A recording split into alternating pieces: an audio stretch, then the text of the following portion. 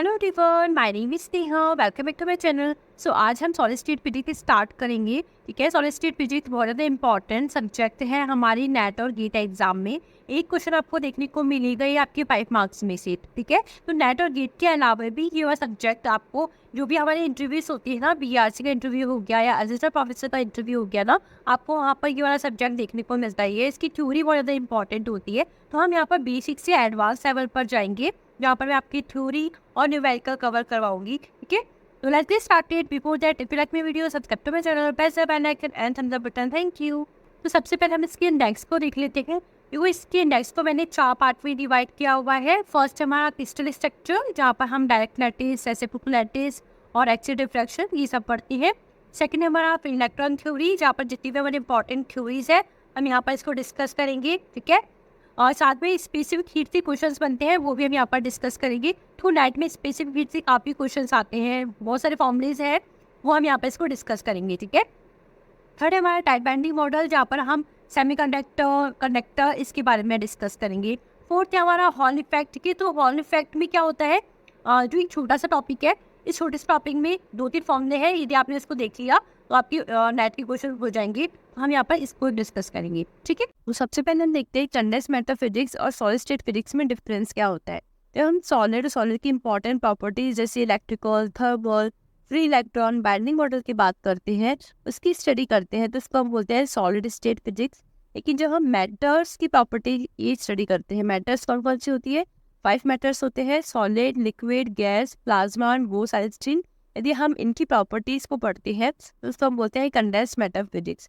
Generally क्या होता है कि दोनों ही यूज कर लेते हैं, लेकिन मोर एक्यूरेट होता है हमारा सॉलिड स्टेट फिजिक्स। ठीक है, जो हमारा ये वाला टॉपिक है क्रिस्टल स्ट्रक्चर, ये बहुत ही सिंपल सा टॉपिक है। हम क्या करेंगे, इसको बहुत डीपली नहीं पढ़ेंगे। जो मेरे नोट्स हैं उसको रफली एक बार गो थ्रू होंगे। ठीक है, उसमें जो भी इंपॉर्टेंट पॉइंट्स है मैं आपको बताते जाऊंगी। तो सॉलिड क्या होते हैं, सॉलिड 2 टाइप्स के होते हैं, crystalline solid and non crystalline solid. Crystalline solid क्या होते हैं, यहाँ पर जो एटम्स का अरेंजमेंट होता है वो पीरियोडिकली होता है। यहाँ पर एटम पीरियोडिकली अरेंज होते हैं। जैसे मान लो ये क्रिस्टल है, यहाँ पर जो एटम्स है वो पीरियोडिकली अरेंज है। 2 एटम्स के बीच में जो डिस्टेंस होती है उसको लैटिस पैरामीटर बोलते हैं। जो लैटिस पैरामीटर होते हैं वो सारे एटम्स के बीच में क्या होता है, सेम रहती है वैल्यू। ठीक है, जबकि जो नॉन क्रिस्टलाइन सॉलिड होता है वहाँ पर जो एटम का अरेंजमेंट होता है वो रैंडम होता है, इस तरह से। ठीक है, यहाँ पर किसी के बीच में डिस्टेंस फिक्स नहीं होती है, सेम नहीं होती है, रैंडम अरेंजमेंट होता है, उसको हम बोलते हैं नॉन क्रिस्टलाइन सॉलिड। हम जनरली जिसकी स्टडी करेंगे वो है क्रिस्टलाइन सॉलिड। फिर यहाँ से उसकी प्रॉपर्टी को निकालना काफ़ी इजी होगा, क्योंकि यहाँ पर जो अरेंजमेंट होता है वो पीरियोडिकली होता है। ठीक है, तो अब हम देखते हैं कि क्रिस्टल स्ट्रक्चर होती क्या है। हमने देखा सॉलिड के 2 टाइप्स होते हैं, क्रिस्टलाइन और नॉन क्रिस्टलाइन। तो क्रिस्टलाइन सॉलिड होते हैं जहाँ पर एटम्स का पीरियोडिकली अरेंजमेंट होता है, उसकी स्ट्रक्चर को हम क्या बोलते हैं, क्रिस्टल स्ट्रक्चर। सिर्फ उसी की स्ट्रक्चर को ही हम क्रिस्टल स्ट्रक्चर बोलते हैं। ठीक है, अब ये बनती कैसे है, इसके लिए हमें 2 चीज़ें रिक्वायर होती है, लैटिस और बेसिस। लैटिस और बेसिस मिल जाए और एटम्स का पीरियोडिकली अरेंजमेंट हो जाए, उसकी स्ट्रक्चर को हम क्या बोलते हैं, क्रिस्टल स्ट्रक्चर। ठीक है, नॉन क्रिस्टलाइन सॉलिड की स्ट्रक्चर को हम क्रिस्टल स्ट्रक्चर नहीं बोलते हैं। जहाँ पर एटम्स का पीरियोडिकली अरेंजमेंट होता है, लैटिस और बेसिस मिल जाते हैं, उसको हम क्या बोलते हैं, क्रिस्टल स्ट्रक्चर। ठीक है, तो लैटिस और बेसिस क्या होते हैं, देखो लैटिस होते हैं हमारे इमेजिनरी पॉइंट्स जहाँ पर एटम्स आपके प्लेस होंगे, और एटम्स क्या होते हैं, एटम्स और मॉलिक्यूल्स होते हैं हमारे बेसिस। ठीक है, ये हमारी सॉलिड स्टेट फिजिक्स की टर्मिनोलॉजी आपको पता होनी चाहिए। यहाँ पर हम एटम्स या फिर मॉलिक्यूल्स को हम क्या बोलते हैं, बेसिस बोलते हैं। यहाँ पर भी आपको बेसिस लिखा जाए, उसको आपको एटम्स कंसिडर करना है। ठीक है, यहाँ पर एक क्रिस्टल है, यहाँ पर हमारे ब्लू डॉट में इमेजिनरी पॉइंट है जहाँ पर एटम्स आपके प्लेस होंगे। तो मैंने यहाँ पर आपको दिखा रखा है। देखो ब्लू डॉट की बाद जैसे ही हमने यहाँ पर बेसिस को प्लेस कर दिया तो इमेजिनरी पॉइंट्स कवर हो गए। ठीक है, तो इमेजिनरी पॉइंट्स क्या है, एक जस्ट इमेजिनरी पॉइंट्स है, एग्जिस्ट नहीं करती है वो चीज़ें। यहाँ पर जो पर्पल डॉट है ये हमारी क्या है, एटम्स है। जैसे ही लैटिस बेसिस से मिल गए और एटम्स पीरियोडिकली अरेंज हो गए तो इस स्ट्रक्चर को हम क्या बोलते हैं, क्रिस्टल स्ट्रक्चर। तो यहाँ पर हम ट्रांसलेशन वेक्टर की बात करते हैं, क्योंकि जो भी हमारे पीरियोडिकली अरेंज सॉलिड्स होते हैं वो क्या करते हैं, कुछ सिमेट्री को फॉलो करते हैं, जैसे ट्रांसलेशन सिमेट्री, रोटेशनल सिमेट्री। यहाँ पर मेनली हम जो सिमेट्री की बात करते हैं वो है ट्रांसलेशन सिमेट्री, और उस वेक्टर, उससे रिलेटेड जो वेक्टर होता है उसको हम बोलते हैं ट्रांसलेशन वेक्टर। अभी क्या काम करते हैं, जैसे मान लो हमको पता है जो क्रिस्टल स्ट्रक्चर होता है वहाँ पर एटम्स क्या होते हैं, पीरियोडिकली अरेंज होते हैं।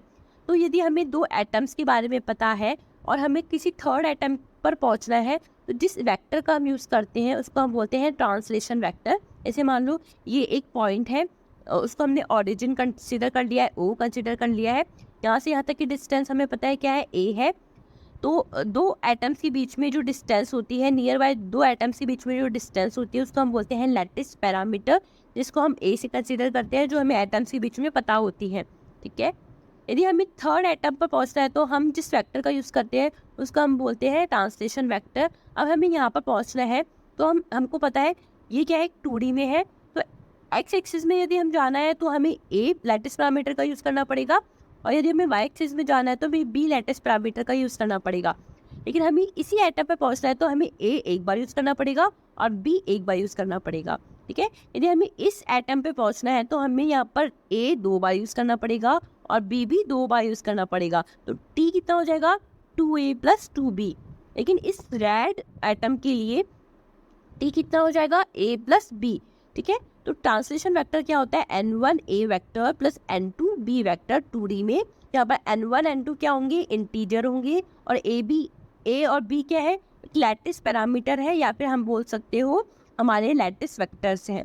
ठीक है, यदि हम 3D में बात करते हैं तो इस ट्रांसलेशन वेक्टर क्या होगा, n1a n2b n3c, जहाँ पर n1 n2 n3 क्या होंगे, इंटीजर, a b c क्या होंगे, हमारे लैटिस पैरामीटर। ये x में लैटिस पैरामीटर है, ये y में लैटिस पैरामीटर है, और ये z में लैटिस पैरामीटर होगा। ठीक है, इस तरह से यदि हमें पहुंचना है, इस वाले एटम पे पहुंचना है, तो हमें सिर्फ कितना चाहिए होगा, b चाहिए होगा, और b भी कितना चाहिए होगा, 2। तो t कितना हो जाएगा, 2b। ठीक है, हम बात करते हैं प्रिमिटिव सेल और यूनिट सेल। ये दोनों ही सेल आपकी बहुत ज़्यादा इंपॉर्टेंट है। सॉलिड स्टेट फिजिक्स में काफ़ी बार आपको प्रिमिटिव, यूनिट सेल इसके बारे में सुनने को मिल जाएगा, तो आपको इसके बारे में पता होना चाहिए। प्रिमिटिव सेल क्या होती है, ऐसी सेल जहाँ पर इफेक्टिव नंबर ऑफ एटम्स 1 होते हैं। जब हम क्रिस्टल स्ट्रक्चर में एटम्स को काउंट करते हैं और वहाँ पर इफेक्टिव नंबर ऑफ एटम 1 आते हैं, तो ऐसी सेल को हम बोलते हैं प्रिमिटिव सेल। जबकि यूनिट सेल क्या होती है, क्रिस्टल स्ट्रक्चर की सबसे स्मॉलेस्ट यूनिट होती है, जो कि खुद से ही वापस से क्रिस्टल स्ट्रक्चर को फॉर्म कर देती है। मान लो आपने देखा कि कोई क्रिस्टल स्ट्रक्चर की सबसे छोटी यूनिट आ गई, आपने बोला कि ये तो यूनिट सेल है, लेकिन उसको आपको वापस से रीचेक करना है कि क्या वो वापस से क्रिस्टल को फॉर्म कर रही है या नहीं कर रही है। मान लो आपने सबसे छोटी यूनिट फाइंड कर ली, लेकिन वो क्रिस्टल को फॉर्म ही नहीं कर रही है, तो वो यूनिट सेल नहीं होगी। ठीक है, तो यूनिट सेल वो सेल होती है जो सबसे स्मॉलेस्ट होती है, साथ में वो वापस से क्रिस्टल को फॉर्म कर देती है। ठीक, अब हम टाइप्स ऑफ क्रिस्टल देखते हैं। क्रिस्टल के 2D में 4 टाइप्स होते हैं और 3D में 7 टाइप्स के होते हैं। मतलब एटम्स को 2D में 4 टाइप से अरेंज किया जा सकता है और 3D में इस 7 वे से अरेंज किया जा सकता है। और कौन से वे होते हैं, यदि एटम स्क्वायर वे में अरेंज है, जहाँ पर a बराबर है b के, a = b है, अल्फा = 90 डिग्री है, तो उसको हम स्क्वायर शेप में अरेंजमेंट बोलते हैं। रेक्टेंगल कब होगा, हम a ≠ b हो, लेकिन अल्फा की वैल्यू 90 डिग्री हो। एक इस तरह से हम एटम्स को अरेंज कर सकते हैं। थर्ड वे है हेक्सागोनल, जिसमें a = b हो, लेकिन अल्फा = 120 डिग्री हो, तो उसको हेक्सागोनल वे बोलते हैं। और फोर्थ है ऑब्लिक, जहाँ पर a ≠ b हो और अल्फा = 90 डिग्री हो। मतलब इस 4 वे से हम एटम्स को अरेंज कर सकते हैं, इसमें 2D में। यदि हम 3D की बात करते हैं तो हम 7 वे से एटम्स को अरेंज कर सकते हैं। कौन कौन सी, CTOT HMT। इसको मैं नेक्स्ट स्लाइड में आपको बताती हूँ। तो 3D में क्रिस्टल के कितने टाइप्स होते हैं, 7 टाइप्स के हो सकते हैं, CTOT HMT। इस ट्रिक से आप इसको याद रख सकते हो। C मतलब क्यूबिक, T मतलब टेट्रागोनल, O मतलब ऑर्थोगोनल, T मतलब ट्राइगोनल, H मतलब हेक्सागोनल, M मतलब मोनोक्लिनिक और T मतलब ट्राइक्लिनिक। इस तरह से आप इसको याद रख सकते हो। और ये पूछ लेते हैं लैटिस पैरामीटर की वैल्यू कितनी होगी, अल्फा बीटा गामा की वैल्यू इनमें क्या क्या होगी। तो किस तरह से याद रखना है, देखो तो फर्स्ट वाले है ना CTOT CTO, यहाँ पर आपको याद रखना है कि ABC की वैल्यू भी चेंज होती है। यहाँ पर अल्फा बीटा गामा जो एंगल्स होते हैं वो 90 डिग्री ही रहते हैं। तो क्यूबिक में क्या होता है, A = B = C होता है, अल्फा बीटा गामा की वैल्यू 90 डिग्री होती है। T मतलब ट्राइगोनल होता है, जहाँ पर A = B है लेकिन B ≠ C है, अल्फा बीटा गामा की वैल्यू 90 डिग्री। O मतलब ऑर्थोगोनल, जहाँ पर A ≠ B = C है और अल्फा बीटा गामा की वैल्यू कितनी है, 90 डिग्री है। तो आपको ये चीज़ें याद रखनी है। इन तीनों के लिए अल्फा बीटा गामा की वैल्यू 90 डिग्री की होती है। लेकिन ABC की वैल्यू इस तरह से चेंज होती है। अब हम देखते हैं THMT की वैल्यू। T मतलब होता है ट्राइगोनल, ठीक है, H मतलब हेक्सागोनल, M मतलब मोनोक्लिनिक और T मतलब ट्राइक्लिनिक। यहाँ पर जो एंगल्स होते हैं वो 90 डिग्री नहीं रहते हैं, लेकिन ABC की वैल्यू इस तरह से चेंज होगी, इस पैटर्न में ही चेंज होगी। जो ट्राइगोनल है फर्स्ट है, यहाँ पर A equals to B equals to C होगा, और अल्फा बीटा गामा की वैल्यू 90 डिग्री नहीं होती है, ठीक है। हेक्सागोनल जहाँ पर A इक्वल्स टू B है लेकिन B is not equals to C है, सेकंड वाले की तरह ही होगा, ठीक है। और अल्फा इक्वल्स टू बीटा तो 90 डिग्री होगा, लेकिन गामा की वैल्यू 120 डिग्री होती है। क्यों? क्योंकि हेक्सागोनल में एक एंगल की वैल्यू 120 डिग्री तो होती ही है, ठीक है, 120 डिग्री होती है।